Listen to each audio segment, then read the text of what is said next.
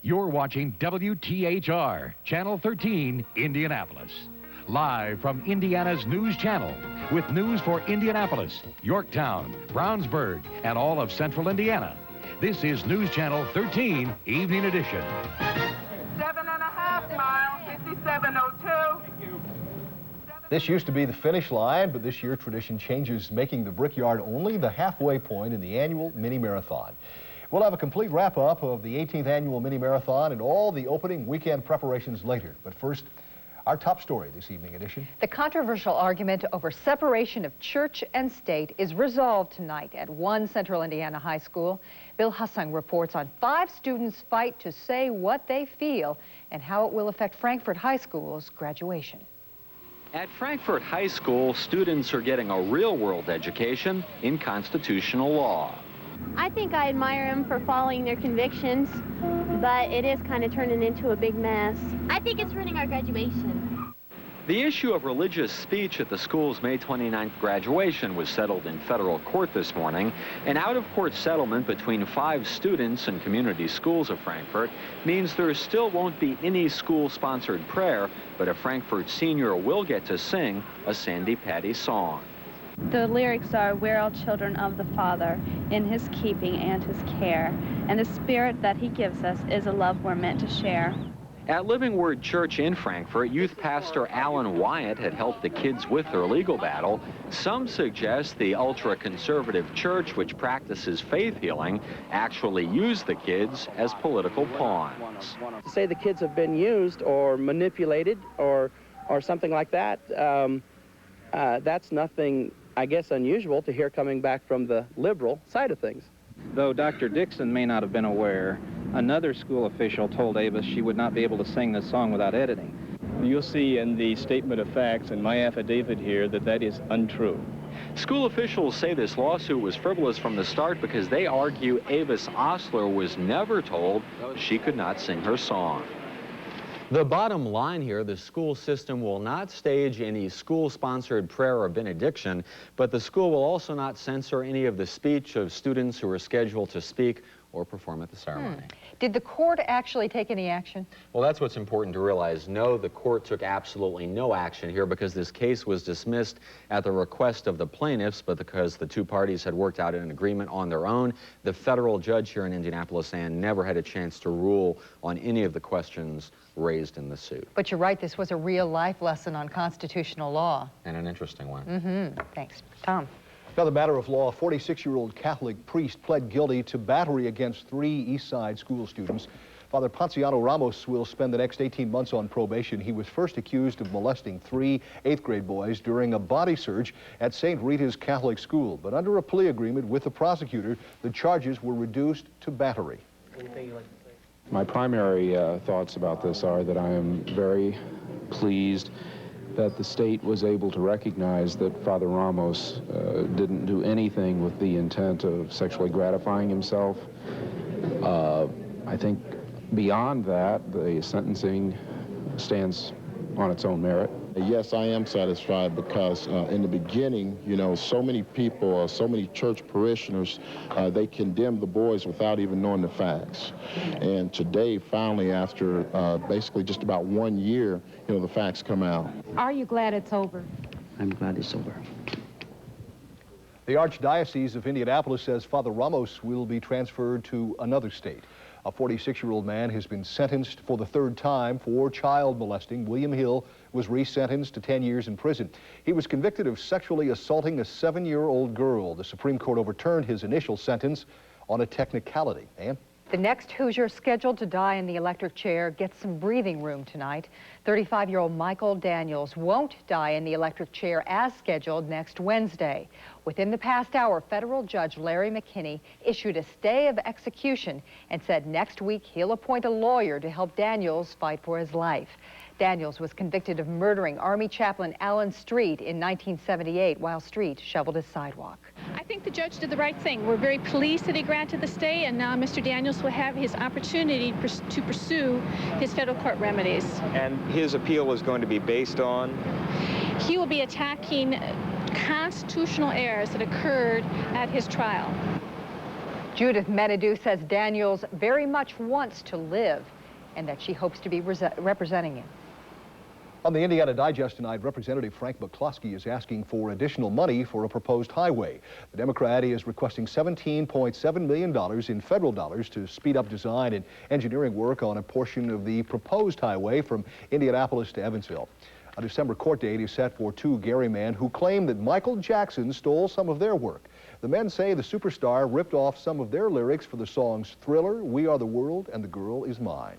The sound of silence will shatter in the morning as practice begins for the Indianapolis 500. The people and machines are poised for the big day. So is Rich Van Wyk, who reports live now from the track. Rich. And we're here on the infield. People coming into an annual party here, the Racers Party. The people who work at the track, the mechanics, the drivers, the team owners. It's party time tonight in preparation of getting down to business tomorrow morning. Hey, there goes Roberto Guerrero. And isn't that three-time Indy winner Johnny Rutherford directing traffic? And four-time champion Al Unser in the driver's seat of a bus? You've been waiting here all day for me, haven't you? Right Just to get on TV. I knew you'd be here. I knew it, John. I saw your coach out in front of your house, so I said, he's going to be here, too. If you can't find your favorite driver at the track, check the pit stop, liquor store. Bobby Rahall's here, so's Danny Sullivan and Little Al. Just when you think you've seen everything, here's a new one from A.J. Foyt, natural spring water. This place is stocked to sell plenty. Is it always like this? No, it gets a little worse. We haven't got all our stock in yet. This is just the start of it. Vendors are preparing for big crowds and big bucks. The Pizza Patrol so far has spent over $3,000. But if we can't do 6 or 7 times that, there's something wrong with that. This speedway, the town, is savoring its last day of silence. We like to see others have a good time. And when the race is over? Well, we're glad to see him leave. Those fans will see something of a new speedway. These cheap seats are some of the best in the house. They're even nicer considering that the speedways reserve these grassy areas on the backstretch for families, sort of a PG crowd. And there is a lake, not a swimming pool.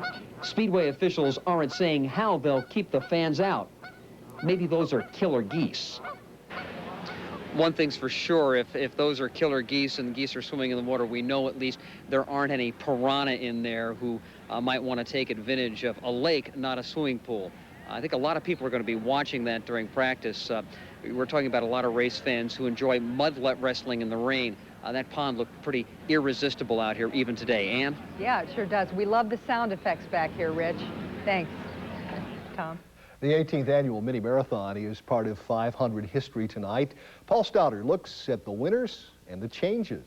On the route out and back. The new flatter race course drew good reviews from the participants, particularly 5-time wheelchair winner Butch Martin of Fishers. Soapbox Derby Hill was a lot of fun. You know, that was a good 35-mile-an-hour downhill for me, so I kind of missed doing that. But then the Coffin Golf course and the hill and the Velodrome Hill definitely took some time off that. So it definitely is a faster course. And proportionally, you know, overall a much smoother course.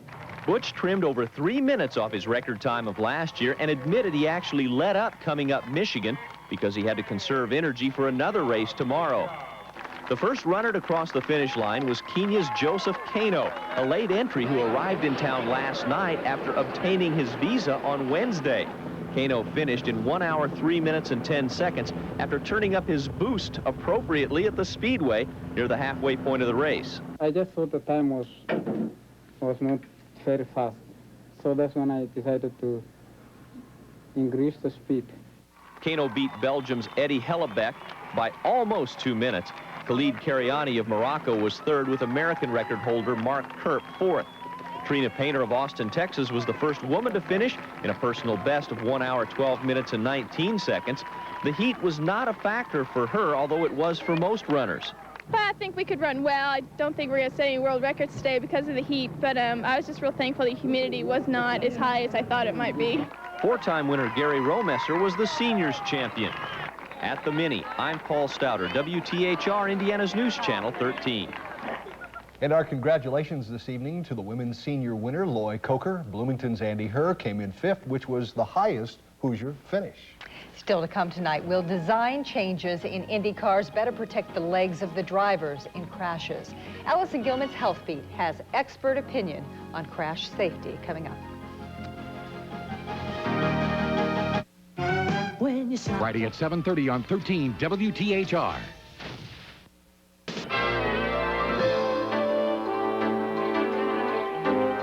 The IndyCar drivers took their physicals today out at the track. Tomorrow, practice runs begin. Allison Gilman joins us live from the Motor Speedway with more. Allison. And you might remember last year there were 30 crashes, 1 driver killed and 4 others seriously injured. Joining me tonight is Indianapolis orthopedic surgeon Dr. Terry Trammell, who this month has the title of Director of Medical Services for CART IndyCar. Actually, you carry that title all year round. That's right. Tell me a little bit about how you think the cars are going to be safer this year, Dr. Trammell. Well, I think there's been a lot of effort in the last year to improve the front end design of the cars. They've been lengthened by about 5 inches. The strength of the nose has been improved. The overall seating arrangement and the driver position in the car improved. Hopefully that extra added 5 inches and the increase in the strength of the front end so that it'll crush more slowly will protect the drivers. That 5 inches seems to be enough, at least on paper. A lot of race fans are wondering about Nigel Mansell. I know you've had something to do with the care he's receiving now in Florida. How's he looking? He's getting along quite well. I spoke to him just a little while ago, earlier today, about his back. He had the large area of fluid collection that we cleared out and sewed back together a few days ago. He's improving daily and really should be back up here middle of next week, hopefully ready to go. Real quick, are you optimistic that this year is going to be a little less hectic for you compared to last year? Yes, I think so. We've had, statistically in the past, every bad year has been followed by a better year, and I think this will be one. Great. Thanks for joining us tonight. Dr. Trammell is indeed a treasure for us to have here in Indiana. He's known across the country for the fine work he does on these drivers. We're going to see a lot of him in May, but for now, we'll throw it back to you. He is known as a miracle worker. He does some good work. Good interview. Thank you. Slacking demand has forced Subaru Isuzu Automotive to announce a temporary trimming of production, but company officials say the slowdown will not result in layoffs of the 1,900 permanent employees at Subaru's Lafayette plant. Instead, those workers will be shifted to other projects, and some temporary workers will be sent back to their agencies. Subaru's domestic sales dropped 44% last year. Meantime, officials say Indiana's unemployment fell in March, but probably not as much as the numbers reflect. The rate during March was 5.5%. That is nearly 1.5% below the February rate of 6.9%. But workforce development officials say the census figures, which are a major part of the monthly rate, overestimated the number. Mother's Day coming, opening weekend at the track. Will the weather cooperate? Bob Gregory's weekend Accuweather Forecast is next in his weather report here on Indiana's News Channel. Food, service, and food. This news. Plus, superstar moms tell how they juggle motherhood with a demanding acting career. Bob Gregory's weather has the seal of approval from the American Meteorological Society and features Accuweather, an exclusive service of News Channel 13. Truly one of the most beautiful springs I can remember, and another great day today. Robert? Boy, it is very picturesque, as we talked about earlier in the week with all the fall color out there.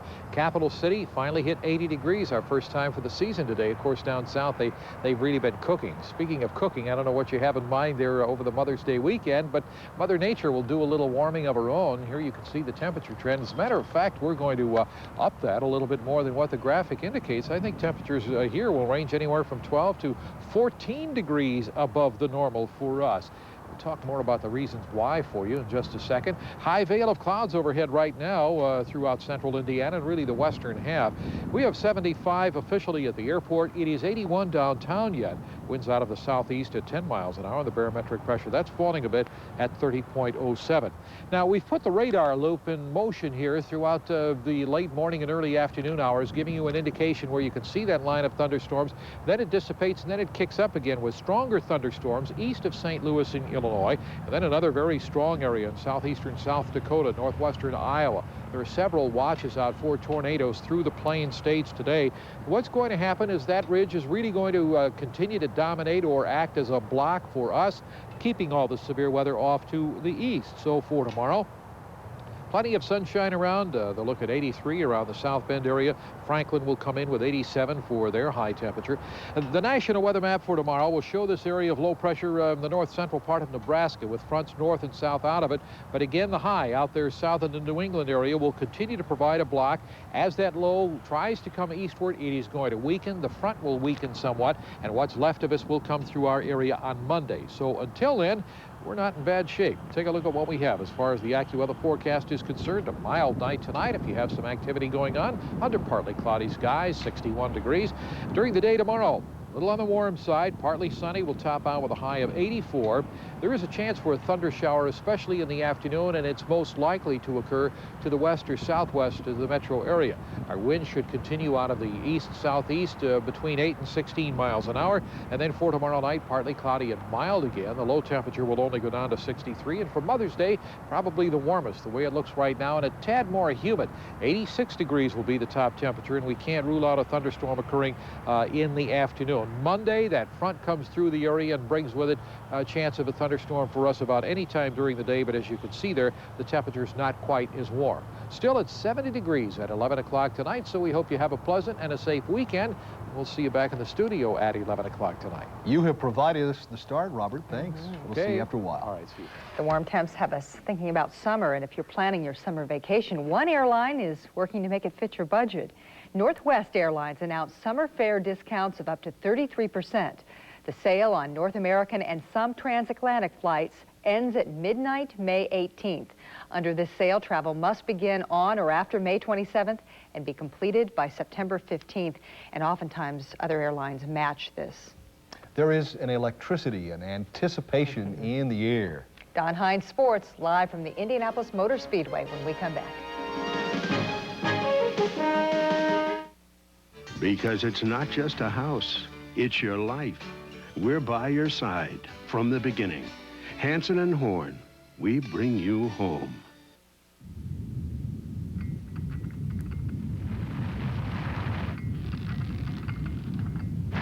With its speed-sensitive rack and pinion steering, double wishbone suspension, and Formula One-inspired engine, the Acura Integra could appear financially unapproachable.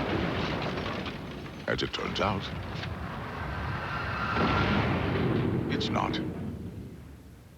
Test drive the Integra at your Indianapolis Acura dealer. How are you going to control all the weeds this wet weather's caused? It'll take 2 or 3 tillage trips to control emerged weeds. This year, use Roundup herbicide, then till. Put Roundup in your tank mix with Bullet, Microtech, or Partner to knock out emerged weeds and get residual control in one fast pass. Roundup's never cost less, so you can save money and get better control. It's not just for no-till. See your dealer now and add Roundup to your residual for a clean start and a clean finish. GMC truck sales are up, and your Central Indiana GMC truck and dealers are determined to keep the wheels rolling. It's apparent. Buyers prefer GMC's 90 years of experience and higher average resale value. Now your Central Indiana dealers are adding a red tag event. Yes, each truck will have a red tag showing your deal. You get all 3 when you buy a GMC. 90 years experience, higher average resale value, and now a red tag event. Where are the drivers of these cars? Where is the crew of this boat? Where have all the flour sellers gone? Could it be the whole nation is having a Big Mac attack? Yes, because for a limited time, when you buy a Big Mac at the regular price, you get a second Big Mac for just 25 cents. It's all for Big Mac's 25th anniversary.